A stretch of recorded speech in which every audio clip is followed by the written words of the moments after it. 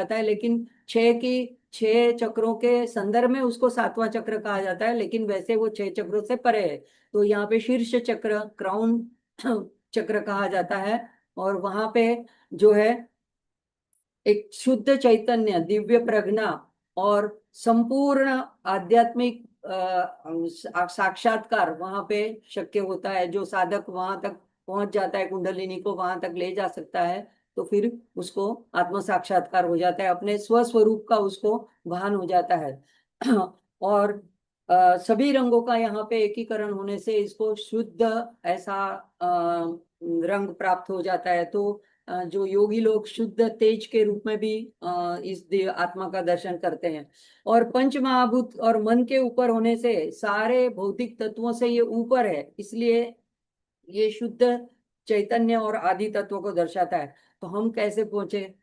अब हम योग तो नहीं जानते हैं, लेकिन ललिता सहस्त्र नाम के पठन से, उसके अर्थों के चिंतन से हम वहां तक पहुंच सकते हैं। और ये आध्यात्मिक जागृति की एक पराकाष्ठा का प्रतीक है। तो यहाँ पे ज्ञान का संचार होता है, असीम चेतना होती है वहां पे, और पारलौकिक अनुभव होता है साधक को वहां पे, उसको परमानंद का अनुभव होता है, आंतरिक शांति मिलती है, उसमें ज्ञानोदय होता है, उसमें रूपांतरण होता है, उसके विचारों में फर्क आता है, सकारात्मकता आती है। तो ये सब गहरी अनुभूति करता है, और उसके साथ में वो फिर सभी प्राणियों के साथ एकता का अनुभव करता है, उसको कोई अलग ही नहीं लगता है, सभी में वो माँ का दर्शन करता है। तो ये जो भाव है वो यहाँ पे सहस्त्रार चक्र में पहुंचने पर मिलता है। तो इस केंद्र में जो है ऊर्जा की सभी नाड़ियां, हमने देखा था ये सारी सारे चक्रों में भी ये सारी नाड़ियां आके आके आके मिलती है, लेकिन यहाँ पे सारी नाड़ियां आकर के एकत्रित मिलती है, जैसे सारी नदियां समुद्र में विलीन हो जाती है। तो ये चक्र जब जागृत होता है तो अज्ञान का अंत हो जाता है, और जैसे सूर्य के आने से अंधकार मिट जाता है, और व्यक्ति जो है कर्मों से मुक्ति प्राप्त कर लेता है। अब उसके लिए कोई कर्म शेष नहीं रहता है। तो ज्ञान, ज्ञाता और ज्ञान का विषय इसमें ऐक्य हो जाता है। यहाँ पे ये चित्र के रूप में दर्शाया है कि शिव शक्ति का ऐक्य होता है सहस्त्रार में जाके, कुंडलिनी शक्ति जा करके शिव के साथ विलय हो जाता है शिव के अंदर। तो अब उसको भी ब्रह्म स्वरूप प्राप्त हो जाता है। अब ये दूसरी तरह से भी देखा जाता है कि ओम जो बीज में उसका बीज मंत्र है, और जो आसपास में 1,000 पंखुड़ियां हैं और जो 20 परतें हैं, तो ये 20 परतों को भी इस तरह से भी व्याख्यायित किया जाता है कि पंच महाभूत, पंच तन्मात्रा, पंच ज्ञानेन्द्रिया, पंच कर्मेंद्रिया, ये 20 की संख्या हुई। तो ये 20 जो है वो, इसको गुणा करेंगे तो 50 पंखुड़ियां से गुणा करने से 1,000 पंखुड़ियां हो जाती है। तो इस तरह से ये एक अलग ऐसा भी इंटरप्रिटेशन इसके बारे में दिया जाता है।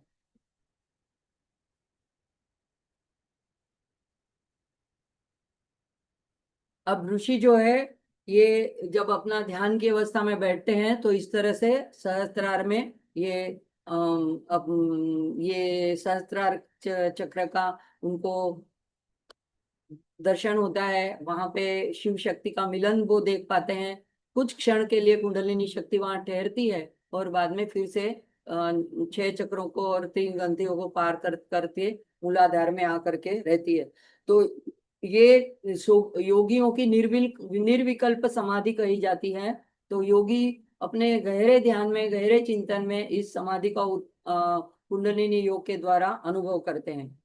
अब ये होने के बाद क्या होता है, तो इसका अगले मंत्र में विवरण आता है। वाग देवता कहते हैं कि सुधा सारा भी वर्षिणी, अब जिसकी भी कुंडलिनी सहस्त्रार तक पहुंच गई, तो उसके बाद में उसको अतिशय परमानंद मिलता है, आनंद मिलता है। लेकिन वो कैसे मिलता है, क्या होता है वहां पर जाने से? तो यहाँ पे कहते हैं वाग देवता, सुधा सारा भी वर्षिणी, यानी सहस्त्रार पर वह साधक उपासक के ऊपर अमृत की वर्षा करती है। तो यहाँ पे ऐसा अनिर्वचनीय आनंद, जिसको शब्दों में व्यक्त नहीं कहा किया जाता, ऐसे आनंद में, ऐसी प्रसन्नता में साधक डूब जाता है, मौन हो जाता है। और कुंडलिनी जब वहां पहुंचती है तो उसके सहस्त्रार के बीच में एक सोम चक्र है, और सोम चक्र के बीच में जो घनीभूत यानी सॉलिड फॉर्म में वहां पे अमृत एकत्रित किया गया हुआ है। और कुंडलिनी शक्ति की ऊष्मा से वो अमृत जो है पिघलने लगता है, और वो हमारी नाड़ियों से 72,000 तंत्रिकाओं से पूरे शरीर के अंदर फैलने लगता है, पिघल करके और नाड़ियों में प्रवेश करके प्रवाहित होकर के एक अमृत की वर्षा होने लगती है। तो ये अमृत की वर्षा एक सांकेतिक रूप में है, लेकिन योगियों उनकी इस अमृत का पान भी करते हैं। और इसको कहा जाता है कि इसको नीचे की तरफ, यानी हमारा मणिपुर में सूर्य है, तो ये चंद्र से वर्षा होती है, तो ये सूर्य में जाकर के जल न जाए, पाचन तंत्र तक ना पहुंचे, इसलिए योगी लोग अपनी जिह्वा को थोड़ी थोड़ी आगे से काट करके अपने गुरु के निर्देश के अनुसार इतनी लंबी बनाते हैं कि उसको उल्टी कर करके ऊपर के रंध्र को रोके रखते हैं, तो वो सुधा का पान करते हैं या उसको ऊपर की तरफ धकेलते हैं, ऐसी योग तंत्र में कहा जाता है। तो ये इस तरह से अमृत का प्रवाह जो आता है, अमृत यानी वही आनंद। तो जो जो व्यक्ति साधक यहाँ तक पहुंच जाता है, अपने कुंडलिनी शक्ति को जागृत कर लेता है, तो वो परम आनंद में डूब जाता है। और सच्चित, सत यानी अस्तित्व और चित यानी चैतन्य, तो सच्चित के रूप में शिव जी यहाँ पे विराजमान है ही है, हम सबके अंदर वो चेतना विराजमान है। लेकिन माँ जो है वो आनंद रूपिणी है, वो जब जा करके शिव से मिलन करती है, तो वो आनंद का अनुभव जो मिलता है, वो माँ का निर्गुण ब्रह्म का सगुण ब्रह्म के साथ मिलन होने के बाद ही व्यक्ति को उस आनंद का अनुभव होता है। तो ये तीसरा जब तत्व आनंद रूपिणी माँ का, सच्चित आनंद, ये ब्रह्म के तीन गुण हैं, तो ये जब जा करके यहाँ पे मिलन होता है, तो व्यक्ति परमानंद में डूब जाता है। और ये परम शांति और ये परम वर्षा करती है। यही वर्षा का ही अर्थ है कि साधक समाधि अवस्था को प्राप्त कर लेता है, और संपूर्ण शरीर में एक चमक आ जाती है, एक आभा आ जाती है उसके चेहरे के ऊपर। और ये कुंडलिनी जो है अधिक देर तक वहां नहीं रुकती है। और कुंडलिनी शक्ति के भी जो वलयाकार 3.5 वलय है, वो यहाँ पे ओमकार के 3 अक्षरों का भी प्रतिनिधित्व करती है। तो साधना अभी हमने क्या करनी है, तो अभी माँ के दिव्य चरणों का जो व्यक्ति वहां पे जाकर के दर्शन कर लेता है, साधक जो भी योगी है वो, तो उसको कहते हैं कि पादुका सिद्धि कहे जित, अगर वो दर्शन पाता है तो उसको पादुका सिद्धि कही जाती है।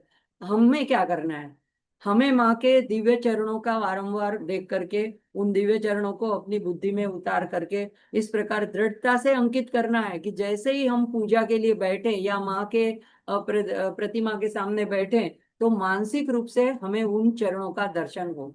अब हमारे गुरु जी के जो राजकोट में मंदिर है माँ का, राजराजेश्वरी का, आद्य शक्ति का, वहां पे ये कल जो पौष पूर्णिमा गई, वो माँ का प्रागट्य दिन माना जाता है, तो अभी वहां पे 5 दिनों का महोत्सव चलता है। तो वर्ष में एक बार इस दिन माँ को सिंह पर सवारी का ऐसा स्वरूप दिखाया जाता है, ऐसा बनाया जाता है, साड़ियां इस तरह से पहना करके।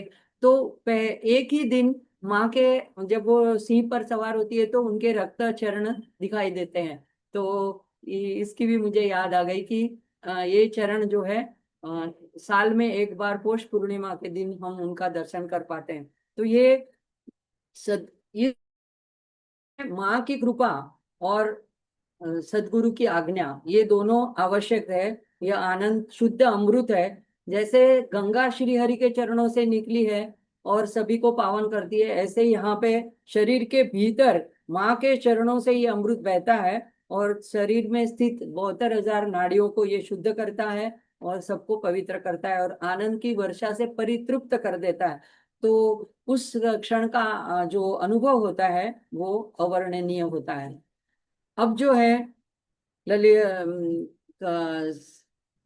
हमको अब तक जो है वाग देवताओं ने तीनों चक्रों और 6 चक्रों और इनकी सबकी बात करी। तो यहाँ पर यहाँ तक बात करने के बाद आगे के नामों में क्या वर्णन करते हैं कि कैसे कुंडलिनी शक्ति को योगी जन मूलाधार से सहस्त्र तक ले जाते हैं, ये हमने देखा।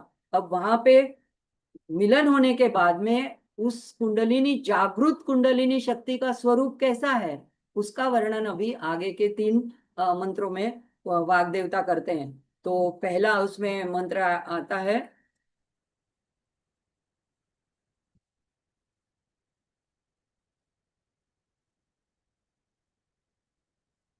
ये सुधा सारा भी वर्षिणी, ऐसे दिखाया गया है कि माँ सुधा सारा की वर्षिणी करती। अब ये आगे का श्लोक है, श्लोक 40। तडिल्लता, तड़ी भी आता है और तटी भी, दोनों का अर्थ एक ही होता है। तडिल्लता समरुचि षट्चक्रो परिसंस्थिता महाशक्ति कुंडलिनी विसतंतु तनीयसी। तो यहाँ पे भी 4 मंत्र नाम है। तडिल्लता समरुचि या तटिल्लता समरुचि, षट्चक्रो परिसंस्थिता दूसरा नाम मंत्र है। महाशक्ति कुंडलिनी, महाशक्ति एक तीसरा, कुंडलिनी चौथा, और विसतंतु तनीयसी 5 नाम मंत्र इस श्लोक के अंदर छुपे हुए हैं। तो पहला सबसे देखते हैं, तडिल्लता समरुचि।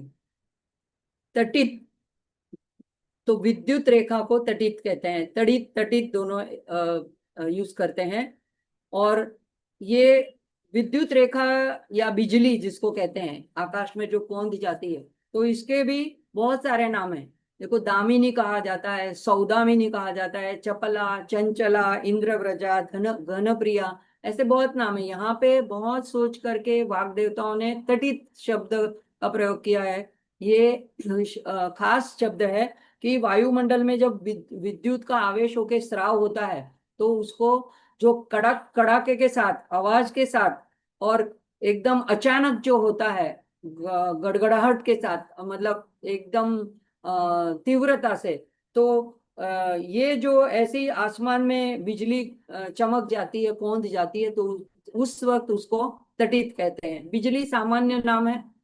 सौदामिनी, सौदाम जो है वो बादल को कहा जाता है संस्कृत में, तो उससे उत्पन्न होने वाली, इसलिए सौदामिनी। इस तरह से सब अलग अलग नाम उनकी गति को और कहाँ से उत्पन्न हुई ऐसे दर्शाता है। लेकिन तटित जो है वो कड़क के साथ आसमान में गिरने वाली, ऐसे अभी के अभी गिरी के गिरी, ऐसे एकदम क्षण भर में अचानक, तो उसको तटित कहते हैं।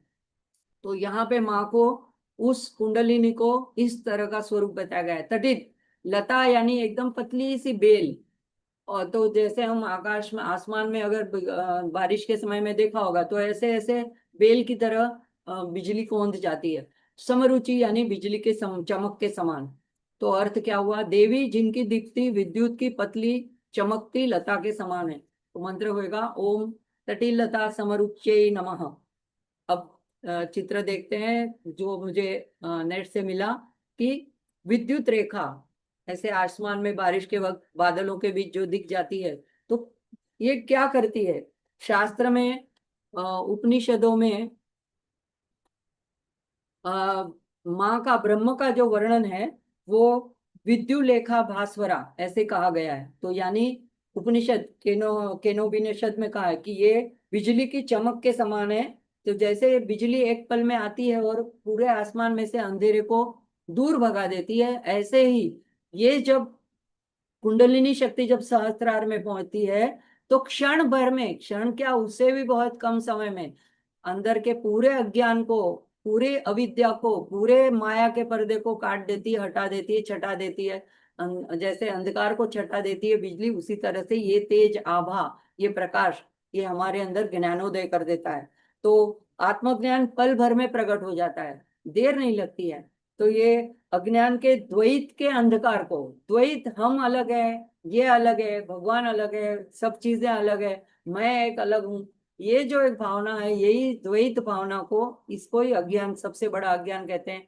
और ये देहासक्ति से होता है, मैं अपने देह को ही सब कुछ मानती हूँ, तो मेरा आत्मा सर्वव्यापक है, ये मुझे ज्ञान नहीं है। इसी वजह से हम, हमारे में द्वैत भावना रहती है। जब ये द्वैत हट जाता है, अद्वैत की भावना आ जाती है, तो ये जो ज्ञानोदय है, ये इस चमक के द्वारा, इस तडिल्लता समरुचि ऐसी जो स्वरूप की कुंडलिनी शक्ति है, उसके द्वारा प्रकट हो जाता है। तो ये नाम दर्शाता है कि शिव और शक्ति दोनों ही ब्रह्म है। क्योंकि अभी हमने देखा कि उपनिषदों में विद्युलेखा भास्वरा कह के ब्रह्म को निर्देशित किया, और यहाँ पे वाग देवता भी उनके लिए वही शब्द प्रयोजित कर रही है। तो जैसे शक्ति के बिना शिव शव है, तो इसी तरह यहाँ पे दिखाया गया है कि बिजली कहकर यहाँ पे माँ को भी ब्रह्म स्वरूप कहा गया है। तो अब वो शिव जी के साथ है। तो बिजली के से तुलना करने का क्या कारण है? तो देखो, तीन चार कारण है। तो जिस प्रकार बिजली अंधेरे आकाश को पूरी तरह से रोशन कर देती है, उसी तरह ये जो चमक होती है वो पूरे शरीर को पूर्णतः प्रकाशित कर देती है। तो उस व्यक्ति के चेहरे पर एकदम आभा छा जाती है। जैसे हम किसी संत के चेहरे के पीछे देखते हैं, ऐसे आभा मंडल दिखता है। तो अभी अभी किसी पद्धति से लोग को ये ऑरा रीडिंग वगैरह भी करते हैं कि तुम्हारी ऑरा क्या है, कितनी बड़ी है, कौन से रंग की है। हालांकि मुझे इसमें ज्यादा ज्ञान नहीं है, लेकिन ये जो है आभा, वो ये कुंडलिनी शक्ति जब जागृत हो जाती है तो आभा दिखाई दे। तो अभी देखो, कोई लोग तो हठ योग करते हैं और ये कुंडलिनी योग करते हैं, तब उनकी कुंडलिनी जागृति है। लेकिन संत होते हैं जैसे तुकाराम महाराज है या रामकृष्ण परमहंस है, जो ऐसे जिनको ये उन्होंने ऐसा योग वगैरह नहीं किया है, लेकिन अपनी साधना से, भक्ति से, प्रेम से भगवान के साथ जुड़ते हैं, उसी से उनकी कुंडलिनी जागृत हो जाती है। और तभी उनके चेहरे पर ऐसा एक आभा मंडल छाया रहता है। तो ये पता चलता है कि इसकी कुंडलिनी जागृत हो गई है। अब ये जैसे बिजली का अस्तित्व क्षणिक होता है, उसी तरह यह सहस्त्रार में कुछ क्षण, क्षण के भी कुछ हिस्से तक रहती है, वहां बहुत देर तक नहीं रुकती है। लेकिन आनंद की वर्षा होती रहती है। उस आनंद में, समाधि में योगी जन निमग्न रह सकते हैं कई देर तक। लेकिन कुंडलिनी शक्ति फिर अपना जो मूल स्थान है, मूलाधार, वहां पे नीचे नीचे उतर के चली जाती है। जैसे हम संगीत में भी अगर आंतरे में अगर ऊंचे स्वर ले, मंद्र, मध्यम और तीव्र, तो तीव्र पे हम बहुत देर तक नहीं टुक सकते हैं, हमें फिर नीचे आ जाना पड़ता है, हमारे स्वर को नीचा करना पड़ता है। इसी तरह कुंडलिनी शक्ति फिर नीचे नीचे आने लगती है। तो यहाँ पे चौथा कारण ये भी है कि वो स्वयं प्रकाशित है। तो जैसे बिजली स्वयं प्रकाशित होकर के आती है और पल भर में विलीन हो जाती है, तो इसी तरह तरह यहाँ पे ये माँ के स्वरूप को, कुंडलिनी स्वरूप को स्वयं तेज के साथ ये दर्शाता है, उसका तुलना की गई। अभी देखो, साधक को अपने स्वस्वरूप की पहचान हो जाती है यहाँ पे। जब उसकी चेतना जागृति को प्राप्त करती है, तो उसको ये लगता है कि हम ब्रह्मास्मि, मतलब मैं ही वो हूँ। अभी जब हमने देखा, मैं और वो एक ही है।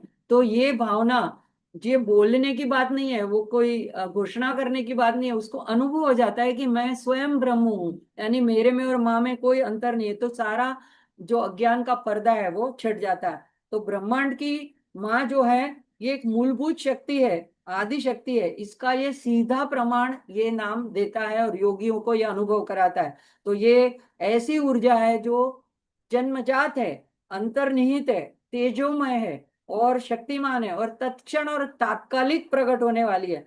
और साथ ही साथ ये सारे विश्व में भी व्याप्त है। तो दोनों प्रकार से बताया, योगियों को अंदर भी अनुभव होता है और ब्रह्मांड में व्याप्त है, ये भी अनुभव होता है। तो ये तेज के द्वारा ये भी हमको अंडरलाइन करके, रेखांकित करके वाग देवता बताते हैं कि चैतन्य हमेशा स्वयं प्रकाशित है। उसको, जैसे सूर्य को देखने के लिए और एक हमको दिया लेके जाके देखने की जरूरत नहीं पड़ती है, वो स्वयं प्रकाशित है। उसी तरह ब्रह्म जो है वो स्वयं प्रकाशित है। तो माँ यहाँ स्वयं प्रकाशित है।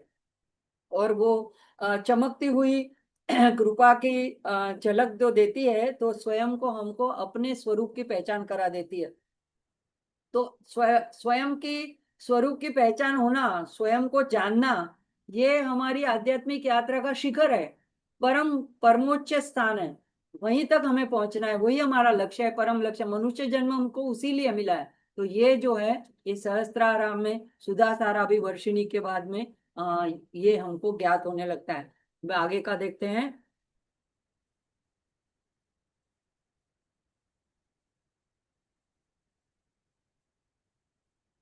ये उसका स्वयं प्रकाशत्व ऐसा एक रूप बताया गया है कि उसमें से ऐसे विद्युत में जैसे ऐसे स्पंदन निकलते हैं, ऐसे स्पंदन माँ के स्वरूप से निकल रहे हैं। अब आगे का मंत्र आता है, षट चक्रोपरि संस्थिता। षट चक्र हमने देखा, मूलाधार से आज्ञा चक्र तक के 6 चक्र हैं। ऊपरी यानी उनके ऊपर संस्थिता, स्थिता यानी स्थित रहना, लेकिन संस्थिता यानी अच्छी तरह से, दृढ़ होकर। तो यहाँ पे अर्थ बनेगा, वह जो 6 चक्रों के ऊपर सहस्त्रार में अच्छी तरह से स्थित है। मंत्र बनेगा ओम षट चक्रोपरि संस्थितायै नमः। तो हम देखते हैं चित्र के रूप में, पृथ्वी तत्व में लम, बाद में स्वादिष्टान में वम, फिर रम, यम, हम, उम और ओम। तो यहाँ पे ओम के रूप में सहस्त्रार में नीचे के 6 चक्रों के ऊपर ये स्थित है, ऐसा इस ये नाम के द्वारा दर्शाया गया है। तो ये जो षट चक्र जो है, ये सारे सांसारिक कर्मों से बंधे हैं। मतलब हम पृथ्वी तत्व से, जल तत्व से, हम भूख प्यास से, कामनाओं से, इच्छाओं से, सबसे बंधे हैं। तो ये सब के परे, मन के भी परे, अहंकार के भी परे, यहाँ पे षट चक्रों पर ही संस्थिता, तो यहाँ पे अच्छी तरह से वे विद्यमान है। तो यहाँ ऊपरी, ऊपरी का अर्थ वही है कि सहस्त्रार चक्र जो हमने आगे देखा, 1000 पंखुड़ियों वाला शीर्ष चक्र है। तो ये जागृत कुंडलिनी का अंतिम गंतव्य स्थान है, उसका यात्रा का अंतिम पड़ाव है। तो यहाँ पे दृढ़ता पूर्वक वहां पे वो विद्यमान है, और शिव जी के साथ एकात्म होने से यहाँ पे वह ब्रह्म स्वरूप मानी जाती है। अभी गुणार्थ क्या है कि देखो, जैसे 6 चक्र जो है, उसमें मूलाधार स्वादिष्टान जो एक मूलाधार जो है पृथ्वी तत्व है, स्वादिष्टान जल तत्व है, तो इसी तरह से जो आज्ञा चक्र मन तत्व है। तो इन सबसे ऊपरी, यानी इन सब विशिष्ट तत्वों के जो विशिष्ट कार्य होते हैं, और उससे उन अवस्थाओं से, उन मर्यादित लिमिटेड क्षमताओं से वो माँ जो है, ये चक्र उनसे जुड़े हैं। लेकिन कुंडलिनी शक्ति जब उनको भेद करके चली जाती है, तो साधक इन लिमिटेशन से, इन मर्यादाओं से परे हो जाता है। यानी भूख प्यास से भी परे हो जाता है, इच्छाओं से परे हो जाता है, अहंकार से परे हो जाता है। ये जो इन चक्रों के साथ जुड़ी हुई जो क्षमताएं हैं, मर्यादित क्षमता है, उससे ये परे हो जाता है। तो अब ये सारे अनुभवों से परे पहुंच गई है कुंडलिनी। तो यहाँ पे जिनका 6 क्षेत्रों पे अधिकार क्षेत्र था, उससे भी परे, उसको एकीकृत करके करते हुए पार कर दिया। तो यहाँ पे जो मैं शरीर हूँ, मैं प्राण हूँ, या मेरे मुझे सुख दुख हो रहा है, मुझे मान अपमान लग रहा है, ये सारी जो हमारी शारीरिक और मानसिक भावनाएं हैं, उनसे व्यक्ति परे हो जाता है, ऊपर चला जाता है। अब ये छोटी मोटी क्षुल्लक बातें उसको स्पर्श नहीं करती है। यानी हमारी सारी इंद्रियां और मानसिक जो क्षमताएं हैं, ये जो 6 चक्रों के अधीन थी, तो उनके द्वारा संचालित थी। तो अब हम उससे मुक्त हो गए हैं। कुंडलिनी शक्ति ये हमको उसके ऊपर अभी परावलंबी नहीं है, उसके ऊपर अवलंबित नहीं है। तो ये कुंडलिनी योग की एक चरम अवस्था है। और जागृत कुंडलिनी की प्रतिनिधित्व करने वाला यह नाम है षट चक्रोपरि संस्थिता। तो देवी की यह अवस्था जो है, ये पूर्ण आत्म साक्षात्कार की अवस्था है। तो यहाँ पे वेदांत की दृष्टि में या योग की दृष्टि में इसको तुरीय अवस्था कहते हैं। जैसे हमने देखा, जो पहला का जो कंद था, वो जागृत अवस्था से संबंधित था। बीच में का कंद था विष्णु ग्रंथि के वक्त, जो सूर्य कंद था, वो स्वप्न अवस्था से संबंधित था। तीसरा जो है विशुद्धि से आज्ञा चक्र का रुद्र कंद, वो जो है तीसरे सुषुप्ति अवस्था से संबंधित था। लेकिन ये जो है, अब जब षटचक्रोपरि संस्थिता में चली गई है कुंडलिनी, तो ये तीनों अवस्था से परे चतुर्थ अवस्था, तुरीय अवस्था बोलते हैं जिसको, वहां तक योगी पहुंच जाते हैं। इसको निर्विकल्प समाधि भी कहते हैं। यानी कोई विचार वहां पे नहीं रहते हैं, कोई भावनाएं नहीं रहती है कि शरीर का भान भी नहीं रहता है।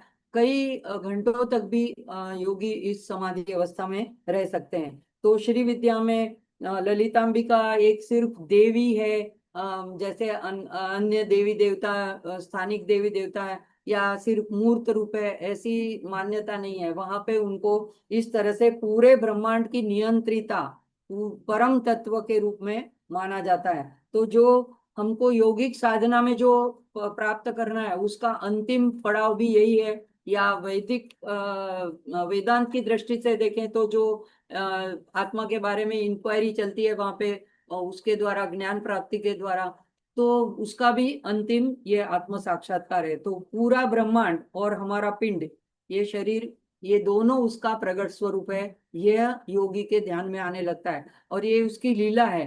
तो हम जैसे बोलते हैं, या देवी सर्वभूतेषु शक्ति रूपेण संस्थिता नमस्तस्यै नमस्तस्यै नमस्तस्यै नमो नमः। यानी सभी में जो शक्ति, अलग अलग शक्तियां हैं, वो एक ही शक्ति का, एक ही माँ का खेल है। और इसीलिए ये परम स्वरूप को यह नाम दर्शाता है। षट चक्रों में वो व्याप्त भी है और उसके परे भी है। तो ये दोनों रूप से वो, षट चक्रों से वो लिमिटेड नहीं है, परिभाषित नहीं की जा सकती कि वो यहीं पे है। हम तो कहते हैं अगर आज्ञा चक्रांतरालता मणिपुरांतरुदिता, वहां पे एक एक जगह में वो स्थान में है, लेकिन उससे भी परे भी है, उसमें भी है, उससे परे भी है। तो ये वास्तव में एक परम तत्व है और सभी व्यक्तिगत रूपों में और व्यक्त जितने भी मैनिफेस्टेड रूप है उसमें भी